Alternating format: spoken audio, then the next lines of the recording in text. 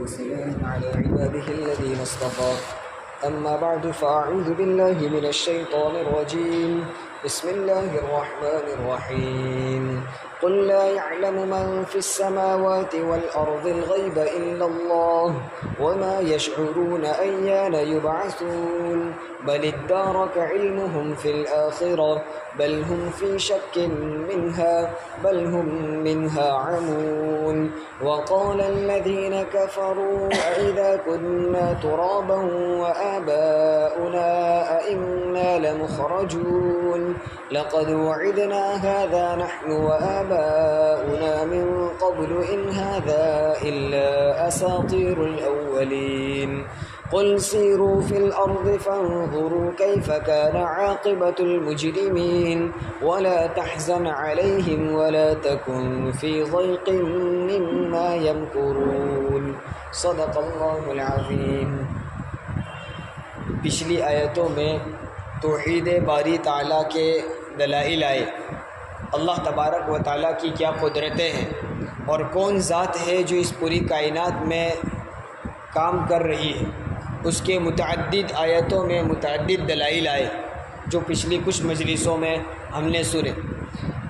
تو ان دلائل کو بیان یعنی توحید کو بیان کرنے کے بعد اب آخرت کو بیان کرنا چاہتے ہیں۔ آخری آیت جو گزری تھی اس میں اللہ تبارک و تعالیٰ نے اپنی ایک قدرت بیان کرتے ہوئے کہا تھا کہ کون ہے وہ ذات جو پہلی مرتبہ پیدا کرتی ہے ثم یعیدہ، پھر اس کو دوبارہ پیدا کرے، یعنی انسانوں کو، مخلوق کو اللہ تعالیٰ نے پہلی مرتبہ پیدا کیا، پھر مرنے کے بعد دوبارہ بھی پیدا کریں گے۔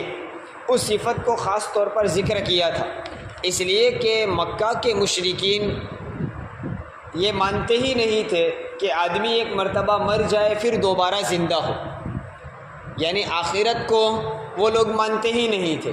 توحید کے بعد آخرت کو بیان کرنا تھا، وہ لوگ آخرت کا انکار کرتے تھے کہ آدمی ایک مرتبہ مر جائے، ختم ہو جائے، پھر دوبارہ پیدا نہیں ہوگا۔ اور دلیل میں کیا کہتے تھے کہ ہم آخرت کو کیوں نہیں مانتے ہیں؟ اس لیے کہ جب کبھی ہم آخرت کے بارے میں پوچھتے ہیں، قیامت کے بارے میں پوچھتے ہیں کہ قیامت کب آئے گی، تو جواب ملتا ہے کہ اس کا کسی کے پاس علم نہیں، اللہ کے علاوہ کوئی نہیں جانتا، یعنی اس کی تعیین، اس کی تاریخ معلوم نہیں۔ تو وہ لوگ کہتے تھے جب تاریخ ہی معلوم نہیں ہے تو پھر وہ ہونے والی بھی نہیں ہے، حالانکہ یہ کوئی دلیل نہیں ہے۔ جس چیز کی تعیین، جس چیز کا وقت اور تاریخ ہمیں معلوم نہ ہو، اس کا مطلب یہ نہیں ہے کہ وہ کبھی وجود میں آئے گی ہی نہیں۔ روزانہ بہت سارے واقعات ایسے پیش آتے ہیں جن کا ہمیں پہلے سے کوئی پتہ نہیں ہوتا۔ آئندہ کل کیا ہونے والا ہے ہمیں کسی کو نہیں معلوم، لیکن اس کا مطلب یہ نہیں ہے کہ کل کا دن آنے والا ہی نہیں ہے۔ کل کون سے واقعات پیش آئیں گے وہ ہمیں معلوم نہیں ہے، اس کا مطلب یہ نہیں ہے کہ کل کچھ بھی نہیں ہونے والا۔ روزانہ کچھ نہ کچھ ہوتا ہی رہتا ہے، اور ہمارے زمانے میں تو اتنی تیزی سے تبدیلیاں آ رہی ہے کہ جس چیز کا کوئی تصور بھی نہیں ہوتا اچانک وہ چیزیں سامنے آ جاتی ہے۔ تو جن چیزوں کا علم نہ ہو وہ چیز کبھی ہوگی ہی نہیں، ایسی بات نہیں ہو سکتی، یہ دلیل ہی بیکار ہے۔ اللہ تبارک و تعالیٰ نے بعض چیزوں کا علم اپنے پاس ہی رکھا، اس کو اپنی حکمت کے پیش نظر کسی کو بتایا نہیں، اپنی ذات کے علاوہ نہ فرشتوں کو نہ انبیاء کو بتایا، اس کو کہتے علم غیب۔ قیامت کا علم بھی غیب کے علم میں سے ہیں، جس کی تعیین، جس کی تاریخ اور وقت اللہ کے علاوہ کسی کو نہیں معلوم۔ اس لیے تاریخ کا معلوم نہ ہونے کی بنیاد پر قیامت کا انکار کرنا یہ غلط ہے، اس لیے کہ قیامت علم غیب سے تعلق رکھتی ہے۔ اس لیے اس آیت میں غیب کے متعلق کہا قل لا يعلم من في السماوات والارض الغیب الا اللہ۔ اے محمد صلی اللہ علیہ وسلم آپ کہہ دیجئے، اللہ تبارک و تعالیٰ اپنے محبوب صلی اللہ علیہ وسلم کو فرما رہے ہیں کہ ان لوگوں کو کہہ دیجئے جو غیب کے بارے میں انکار کرتے ہیں، آخرت کا انکار کرتے ہیں، اور تمہارے پاس بار بار پوچھنے آتے ہیں کہ اچھا بتاؤ قیامت آنے والی ہے تو کب آنے والی ہے، کون سی سن میں، کون سے مہینے میں، کون سی تاریخ، کون سا دن ہوگا، کتنے سال بعد آئے گی، یہ جو سوال کرتے ہیں ان کو آپ بتا دو لا یعلم، نہیں جانتے ہیں، کون، من فی السماوات ومن فی الارض، جتنی مخلوق آسمانوں میں ہے اور جتنی مخلوق زمین میں ہے، کوئی بھی نہیں جانتا الغیب، غیب کو، علم غیب کو کوئی نہیں جانتا الا اللہ، سوائے اللہ کے، یعنی اللہ کے علاوہ من فی السماوات والارض کہا ہے، یعنی زمین و آسمان میں جتنی بھی مخلوق ہے، چاہے وہ انسان ہو یا انسان کے علاوہ کوئی اور مخلوق ہو، جنات ہو یا فرشتے ہو یا جانور ہو، اشرف المخلوقات انسان بھی، اس کو بھی نہیں معلوم، انسانوں میں افضل انبیاء کو بھی نہیں معلوم، من فی السماوات والارض الغیب، غیب کا علم کوئی نہیں جانتا سوائے اللہ کے۔ ہاں یعنی مخلوق محتاج ہے کسی چیز کے جاننے کے لیے کہ اس کو بتایا جائے، جو باتیں اللہ تبارک و تعالیٰ نے اپنے رسول کو بتائی وہ آپ کو معلوم ہے، رسول کے واسطے سے امتیوں کو جو باتیں بتائی وہ امتیوں کو معلوم ہے، لیکن جن باتوں کو اللہ تبارک و تعالیٰ نے اپنے پاس چھپا کر رکھا، کسی کو نہیں بتایا، اس کا علم کسی کے پاس نہیں ہے۔ قیامت کا علم بھی اللہ تبارک و تعالیٰ نے اپنے پاس رکھا، کسی کو بتایا نہیں ہے، اس وجہ سے اس بات کا علم کسی کے پاس نہیں ہے سوائے اللہ کے۔ تو اللہ تعالیٰ ہی جانتا ہے کہ قیامت کب آئے گی۔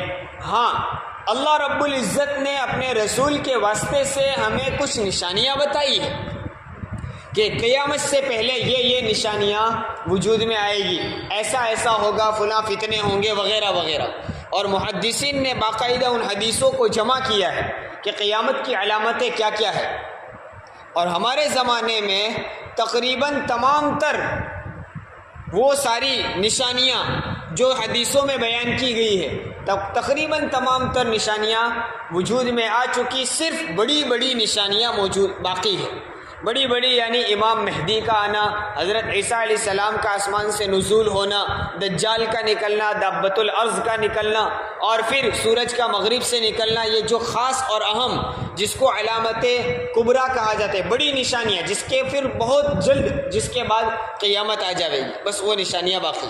الغرض قیامت کی تعین اللہ تبارک و تعالیٰ نے اپنے پاس رکھی ہے، اس کا علم اللہ کے علاوہ کسی کے پاس نہیں، اس کو کہتے ہیں علم غیب۔ اس کے علاوہ بھی بہت سی چیزیں ہیں جس کی اللہ تعالیٰ نے تعین اپنے پاس رکھی ہے، جس کا علم اپنے پاس رکھا ہے۔ اللہ رب العزت آگے فرماتے ہیں وَمَا يَشْعُرُونَ أَيَّانَ يُبْعَثُونَ، اسی وجہ سے وہ لوگ جانتے نہیں ہیں کہ وہ کب دوبارہ اٹھائے جائیں گے، چونکہ قیامت کا ہی پتہ نہیں ہے، اور قیامت میں مرے ہوئے انسانوں کو دوبارہ اٹھایا جائے گا، تو اس قیامت کا علم نہیں ہے، اس وجہ سے ان کو یہ بھی نہیں معلوم کہ وہ دوبارہ کب پیدا کیے، کب زندہ کیے جائیں گے، کب اٹھائے جائیں گے۔ بل ادارک علمہم فی الآخرہ، اتنا ہی نہیں بلکہ یہ قیامت کا اور علم غیب کے انکار کرتے کرتے اس حد پر پہنچ گئے ہیں کہ قیامت آخرت کے بارے میں ان کا علم ہی ختم ہو گیا ہے، یعنی وہ قیامت کے وقوع ہی کا کو نہیں جانتے ہیں کہ قیامت بھی آنے والی ہے اور آخرت بھی ہونے والی ہے، اور ہمیں اللہ کے سامنے جواب بھی دینا پڑے گا، چونکہ انہوں نے قیامت کا انکار کیا اور کرتے کرتے اتنا انکار کر دیا کہ یہ سمجھتے کہ یہ کچھ ہونے والا ہی نہیں ہے، اس لیے بل ادارک علمہم فی الآخرہ۔ ایک معنی اس آیت کا یہ ہے کہ آخرت کے بارے میں ان کا علم ہی ختم ہو گیا ہے، اور اس آیت کا ایک دوسرا معنی بھی مفسرین نے لکھا ہے کہ ابھی وہ انکار کرتے ہیں لیکن آخرت میں ان کا علم مکمل ہو جائے گا، یعنی ابھی تو کہتے ہیں کہ آخرت کچھ نہیں ہے اور آدمی مر جائے گا پھر کچھ ہونے والا نہیں ہے اور ہم کو دوبارہ کوئی زندہ نہیں کرے گا، یہ سب باتیں بولتے ہیں، لیکن جب حقیقی معنی میں وہ دوبارہ زندہ کیے جائیں گے اور اللہ کے سامنے پیشی ہوگی اور حساب کتاب ہوگا، آخرت کو وہ اپنی آنکھوں سے دیکھیں گے، تب ان کا علم کامل ہو جائے گا، تب مان جائیں گے کہ ہاں جو ہم کو دنیا میں انبیاء کہا کرتے تھے، اللہ کی کتاب میں جو لکھا تھا واقعاً یہ تو سچ ہے، یہ تو سچ میں ہو گیا، ہم تو اس کو یوں سمجھتے تھے کہ یہ سب بیکار باتیں ہیں، آخرت میں جب اپنی آنکھوں سے دیکھ لیں گے تب پتہ چل جائے گا، تب وہ یقین کر لیں گے، لیکن اس وقت کا یقین فائدہ نہیں دے گا، چونکہ اب وہ اعمال کا سلسلہ بند ہو گیا، اب نتائج آئیں گے، اب جزا اور سزا ہوگی، تو بل ادارک علمہم فی الآخرہ، آخرت میں ان کو پتہ چل جائے گا، بل ہم فی شک منہا، بلکہ اس سے زیادہ بات یہ ہے کہ وہ آخرت کے دلائل کو دیکھنے کے باوجود، حالانکہ سال ہر سال سے انبیاء علیہ الصلوۃ والسلام بتا رہے ہیں، یہ نقلی دلیلیں بھی ہیں، اور عقلی دلیلیں بھی ہیں. عقل کا تقاضا بھی یہ ہے، ہم کسی چیز کو بناتے ہیں تو کسی نہ کسی نفع کے لیے بناتے ہیں. اللہ رب العزت نے اتنی بڑی کائنات بنائی ہے، کسی مقصد کے پیش نظر بنائی ہے کہ انسان یہاں آ کر اللہ کی عبادت کرے، اس کو پہچانے. اب کوئی آدمی، اللہ تعالیٰ نے اتنے بڑے مقصد کے لیے اس کائنات کو بنایا، پھر بھی کوئی آدمی اس مقصد میں نہ لگے اور اللہ کی عبادت کے لیے اس دنیا کو بنایا اور اس کے باوجود وہ اللہ کی عبادت چھوڑ کر دوسروں کی عبادت کرنے لگے، تو ظاہر سی بات ہے اللہ تعالیٰ اس کو سزا دے گا. ہم کوئی دکان لگائیں، کوئی کاروبار شروع کرے، کوئی فیکٹری لگائیں اور ہم اپنی دکان میں، فیکٹری میں کام کرنے کے لیے 20-25 آدمیوں کو متعین کریں.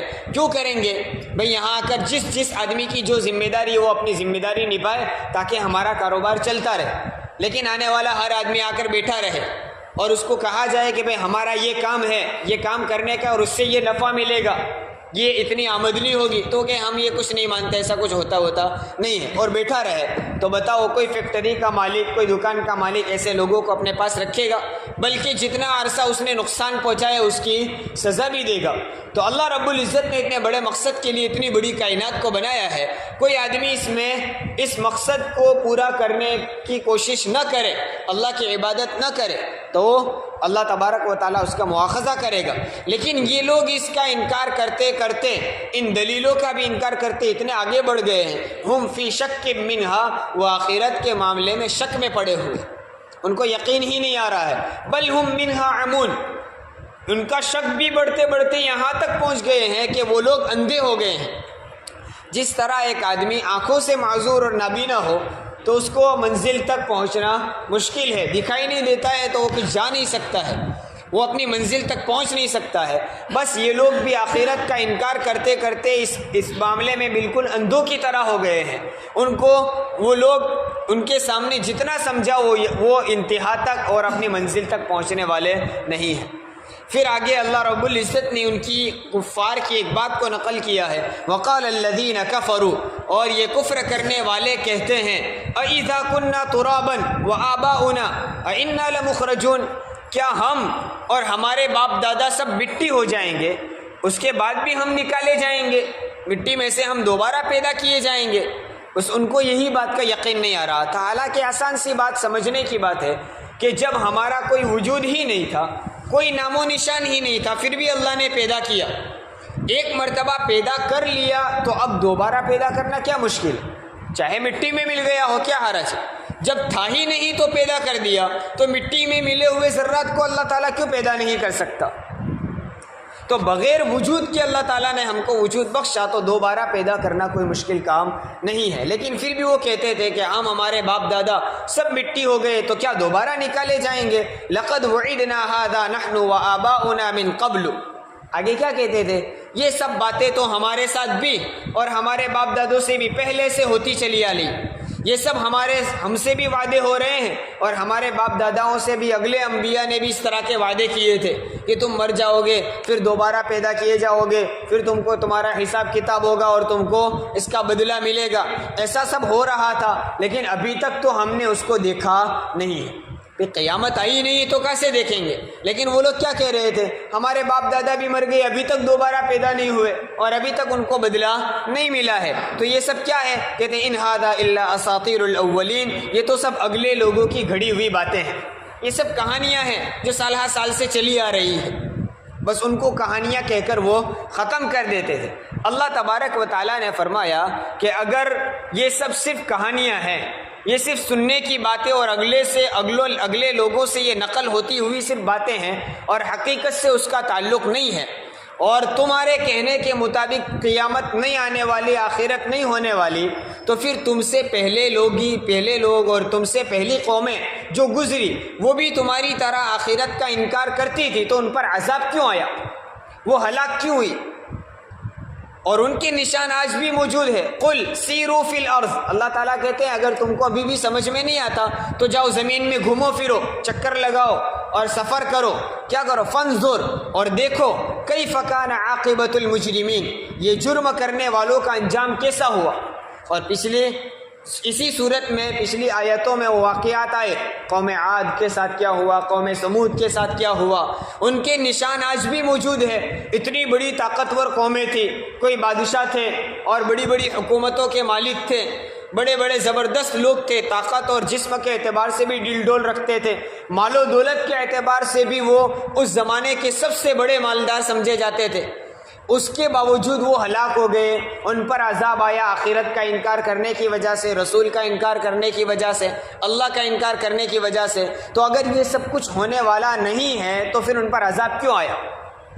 عذاب آیا معلوم یہ ہے کہ حقیقت ہے، ہونے والا ہے، تم نے یقین نہیں، انہوں نے یقین نہیں کیا، ان پر عذاب آیا۔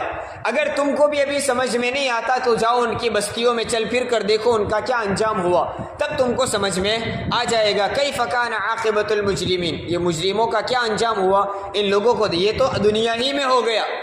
اور اسی سے سمجھ میں آتا ہے کہ آخرت ہونے والی ہے، اور پھر آخرت جب ہونے والی ہے تو آخرت میں ان کو کیا ہوگا، وہ ایک الگ سزا ہے۔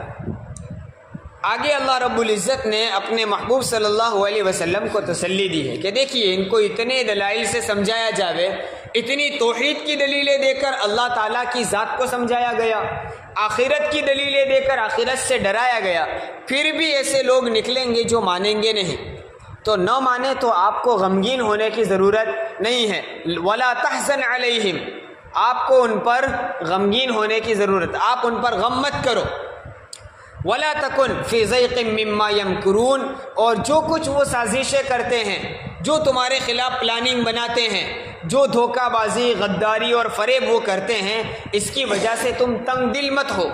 حضور صلی اللہ علیہ وسلم کو کہا جا رہا ہے، اس لیے کہ نبی کریم صلی اللہ علیہ وسلم کو بہت زیادہ غم اپنی امت کا سوار رہتا تھا، اس لیے ایک جگہ تو فرمایا لعلک باخع نفسک علی آثارہم، کہیں ایسا نہ ہو کہ تم ان کے پیچھے خود اپنی جان کو ہلاک کر دو، غم کے مارے، ٹینشن اور فکر کے مارے تم خود اپنی جان کو ہلاک نہ کر دو۔ اللہ رب العزت خود رسول اللہ صلی اللہ علیہ وسلم کو فرما رہے۔ تو یہاں بھی کیا فرمایا کہ آپ ان کی وجہ سے غم بھی مت کرو اور تنگ دل بھی مت ہو۔ اس میں ہمارے لیے بھی سبق ہے، آپ اپنی تبلیغ کرتے رہو، آپ اپنی خدمت کرتے رہو، آپ کی ذمہ داری عمل کرنا اور لوگوں تک یہ دین پہنچانا، خود اپنی زندگی میں دین اتارنا اور دوسروں تک یہ دین پہنچاتے رہنا۔ ہماری ذمہ داری پہنچانا ہے، اس کو دیندار بنا دینا نہیں ہے۔ وہ دیندار نہ بنے تو بھی ہم تو اپنی ذمہ داری پوری کرتے رہیں گے۔ اس لیے یوں سوچنا کہ ہماری دعوت سے کیا ہوا، ہم جاتے ہیں سمجھاتے ہیں، کوئی مانتا تو نہیں ہے، کوئی آتا تو نہیں ہے، کوئی عمل تو کرتا نہیں ہے، تو کیا فائدہ؟ یہ بات غلط ہے۔ کیوں فائدہ نہیں؟ فائدہ ہے اس لیے کہ ہم جو کر رہے ہیں وہ اپنی ذمہ داری پوری کر رہے ہیں۔ اگر ہم یہ کام چھوڑ دیں گے، ہم اپنی تبلیغ چھوڑ دیں گے تو نقصان ہمارا ہے کہ ہم اپنی ذمہ داری چھوڑ رہے ہیں۔ اور رہی بات وہ لوگ دیندار نہیں بنتے ہیں تو ہماری ذمہ داری کہاں ہے؟ ہدایت دینا ہماری ذمہ داری نہیں، ہمارے ہاتھ میں بھی نہیں ہے، وہ ہم کر بھی نہیں سکتے ہیں۔ اللہ کی چاہت پر موقوف ہے، اللہ جسے چاہے اسے ہدایت دے دے گا۔ ہاں اگر ہماری دعوت کے ذریعے سے کوئی دیندار بن گیا تو ہماری سعادت ہے، ہم نے دیندار بنا نہیں دیا، اللہ نے بنایا، لیکن اللہ کا احسان ہوا، اللہ نے تقدیر میں لکھ دیا تھا وہ دیندار بننے والا، اس کو ہدایت ملنے والی وہ پہلے سے طے تھا، لیکن اللہ نے ہم پر احسان کیا کہ اس کی ہدایت کا ذریعہ ہم کو بنا دیا۔ الغرض تو حضور اکرم صلی اللہ علیہ وسلم کو اور آپ کے ذریعے سے ہمیں یہ تعلیم دی ہے۔ کیا کہا ہے؟ وَلَا تَكُنْ فِي ضَيْقٍ مِّمَّا يَمْكُرُونَ۔ وہاں تو سازشیں ہو رہی تھی، باقاعدہ پلاننگ بن رہے تھے تبلیغ کو بند کرنے کی اور دعوت کو ختم کرنے کی، یہاں تک کہ اللہ کے رسول صلی اللہ علیہ وسلم کو نعوذ باللہ قتل یعنی شہید کرنے کی بھی پلاننگ ہو رہی تھی، نہیں ہو چکی تھی۔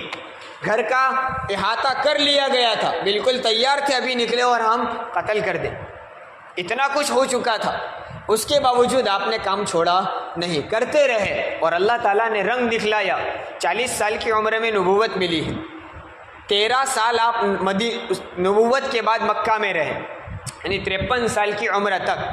اس وقت تک تو کوئی خاص کام ہو ہی نہیں سکا تھا، وہ کام جاری تھا لیکن اس کا کوئی خاص نتیجہ نہیں نکلا تھا۔ اسی وجہ سے تو 13 سال گزر جانے کے بعد بھی اتنی زیادہ وسعت نہیں ہوئی تھی تو ہی تو مکہ چھوڑنا پڑا اور یہاں سے چھوڑ کر مدینہ جانا پڑا۔ اگر اسلام کو اتنی قوت مل گئی ہوتی تو مکہ چھوڑنے کی ضرورت نہیں، مجبور اور لاچار تھے 13 سال بعد بھی، نبوت کے بعد بھی۔ پھر مدینہ گئے تو مدینہ میں کتنے سال ملے؟ 10 سال ملے آپ صلی اللہ علیہ وسلم کو. 63 سال کی عمر میں تو آپ وفات پا گئے. تو ویسے نبوت کے کل 23 سال ہے، لیکن کھل کر میں کام کرنے کا اگر میدان ملا تو وہ 10 سال، وہ بھی 10 سال مکمل کھل کر نہیں. پھر بھی مکہ والوں کی طرف سے سازشیں ہوتی رہی اور مدینہ جانے کے بعد ہی اتنے جہاد وجود میں آئے اتنے عرصے میں، لیکن کام آپ صلی اللہ علیہ وسلم کرتے رہے، اللہ کی مدد آتی رہی. تو آپ کے وفات سے پہلے حجۃ الوداع کے موقع پر آپ کا آخری خطبہ ہے، اس موقع پر صحابہ کا کتنا مجمع تھا؟ تقریباً 1,24,000 کا مجمع تیار ہوا. تو یہ رسول اللہ صلی اللہ علیہ وسلم کی اصل کیا تھی؟ فکر تھی، کڑن تھی، محنت تھی، الغرض. تو آج کے مجلس کا ایک خاص پیغام یہ بھی ہے کہ ہم اپنا کام کرتے رہیں فکروں کے ساتھ. آخری ایک بات یہ بھی کہتا چلوں، ہمارے علاقے میں الحمدللہ کام تو بہت ہو رہا ہے، لیکن جو فکریں ہونی چاہیے وہ نہیں رسمی ہو رہی ہے. مشورے میں بیٹھیں گے 20 آدمی 25 آدمی ملاقات کرنے والے، وہی روزانہ کے 2 3 4، باقی سب آئے بیٹھ گئے. پھر ملاقات ہماری ہو رہی ہے، یہ کسی سے شکایت نہیں، اپنا ہی رونا ہے. ہم سب اس بات میں، اس جرم میں شریک ہیں. تو ہم تھوڑی فکریں پیدا کریں. صرف جا کر رٹی ہوئی بات 2 4 بول دینا اور بول کر پھر ملاقات کر کے آ جانا، یہ بات مکمل نہیں ہوتی. نہیں، ہم فکر لے کر جائیں گے کہ ہمارا پڑوسی، ہمارے محلے میں رہنے والا ساتھی ہماری مسجد سے دور کیوں ہے، وہ ہمارا مسلمان بھائی ہے، ہمیں اس کو سمجھانا ہے، اس کو منانا ہے، اور جو کچھ کرنا پڑے اس کے لیے کرنا ہے. جب فکر دل میں پیدا ہوگی تو پھر اس کے لیے دعائیں بھی نکلے گی، اس کی ہمیں ترکیبیں بھی سوچے گی کہ فلاں آدمی کو نمازی بنانے کے لیے ہم کس انداز سے سمجھائیں، اس سے کس طرح دوستی لگائیں اور اس کو کیسے سمجھائیں اور کیسے قریب کریں. اس کی فکریں لگیں. پھر رسمی کام نہیں ہوگا، پھر فکروں والا کام ہوگا.